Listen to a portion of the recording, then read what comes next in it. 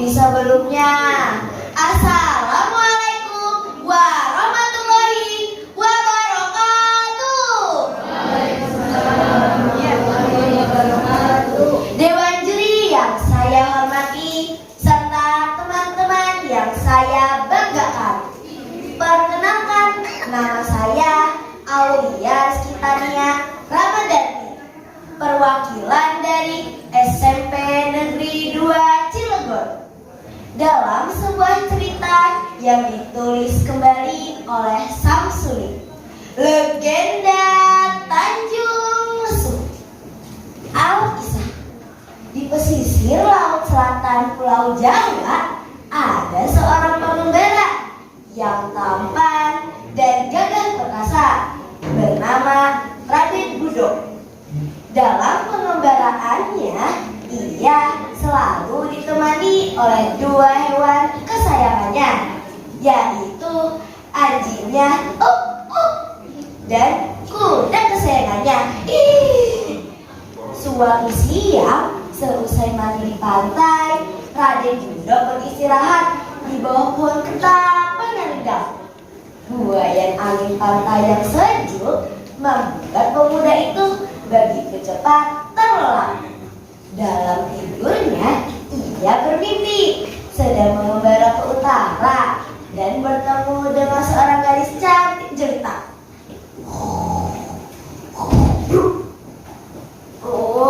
Ranting nakal mengganggu tidurku saja. Raden Budok membanting ranting itu keras-keras karena merasa geram tidak bisa melanjutkan mimpi indahnya. Sejak peristiwa itu, hati Raden Budok tidak tenang karena senyum manis gadis itu selalu terbayang di pelupuk matanya. Oleh karena penasaran, Raden Budok memutuskan untuk mengembara ke utara dan mencari gadis impiannya. Setelah mempersiapkan perbekalan secukupnya, Raden Budok menaiki kudanya dan anjingnya berjalan di depan sambil mengendus-endus mencari jalan bagi tuannya. Jaran, koko, ayo kita berangkat.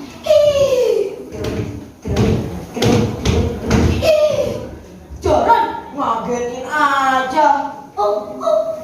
Kenapa sih kok? Pengen ngarep tah? Yaudah, sana di depan. Setelah berhari-hari menapaki jalan-jalan terjal, tibalah Raden Budok di sebuah tempat tinggi yang diberi nama Tali Alas atau yang kini disebut Pilar. Setelah merasa cukup beristirahat, Raden Budok melanjutkan perjalanannya ke sebuah pantai yang diberi nama Pantai Cawar. Sejuknya air di Pantai Cawar benar-benar menghilangkan rasa lelah Raden Budok. Setelah dirasa cukup, Raden Budok memanggil kedua hewan kesayangannya untuk melanjutkan perjalanannya ke utara. Tapi teman-teman, kedua hewan kesayangan Raden Budok tidak bergerak sedikit pun. Mereka tetap diam seperti batu karang. Kenapa kedua sahabatku diam seperti batu karang? Jaran, kukuk, kukuk, kukuk. Air sirup padamu kukuk. Kenapa pada diam saja seperti batu karang? Ternyata teman-teman, ucapan Raden Budok menjadi kenyataan. Kedua hewan kesayangan Raden Budok menjelma menjadi batu karang.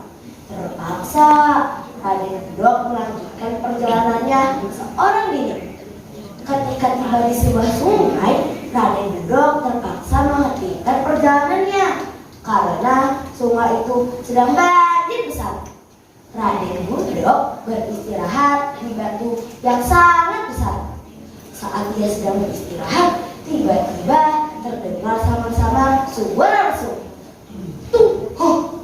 Suara apa itu? Tung. Sepertinya sumber suara itu berasal dari seberang sungai sana.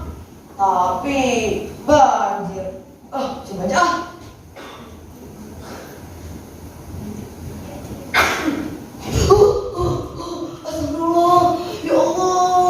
Nekat gak ya? Nekat.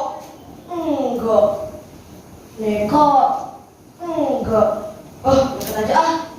Ketika tiba di seberang sungai, suara lesu itu semakin terdengar dari balik semak-semak. Suara itu lagi. Tung, tung, tung. Sepertinya suara itu berasal dari balik semak ini. Lihat,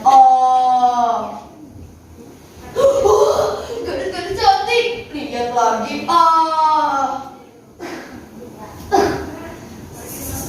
Satu, dua. Itu kan gadis yang ini kok dengerin. Pergi lagi. Ternyata teman-teman, gadis itu bernama Sri Pohaci, anaknya Nyi Siti.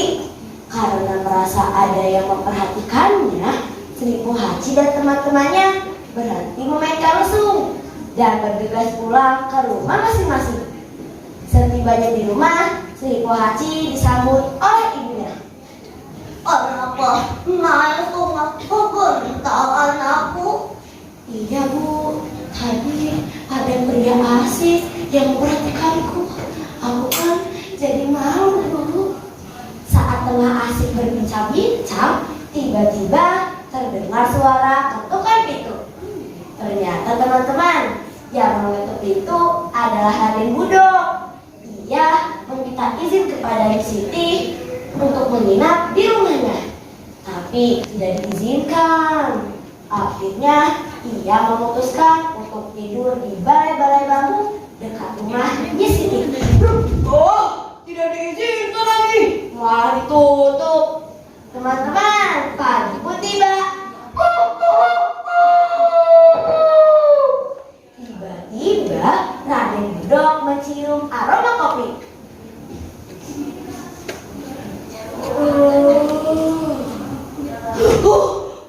Kamu siapa? Akang nanya. Akang, saya tanya. Jangan canda ayah, Neng. Nama saya Sri Pohaci, anaknya Nyi Siti. Itu kopinya sudah saya buatkan, diminum ya. Itu kan gadis yang ada di mimpiku. Ini mimpi gak sih? Kenapa tuh Kang? Enggak.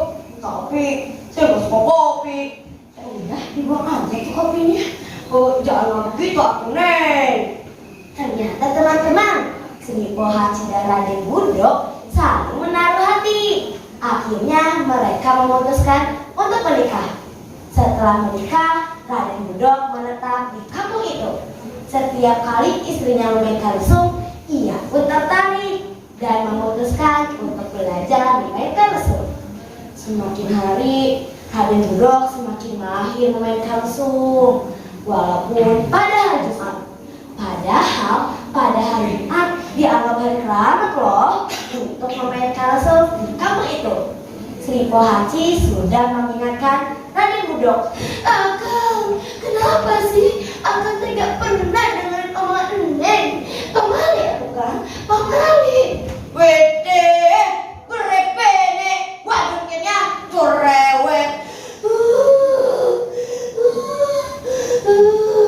Nakal. Tiba-tiba terdengar teriakan warga yang berteriak ada itu main lesung. Kata Sumiati ada lumpur mainan lesung. Gerak tinggali atu amu. Anak-anak mah Sumiati teh makunya untuk main lesung. Woi, cerek ada lotong gelar lesung. Nih, lotong main lesung. Lotong main lesung ada saja. Tung.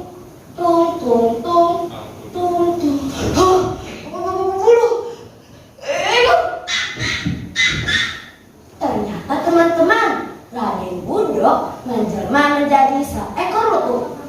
Karena merasa malu, Sri Pohaci melarikan diri dari kampung itu. Konon katanya, Sri Pohaci menjelma menjadi Dewi Padi. Nah teman-teman, begitulah cerita legenda Tanjung Lesung.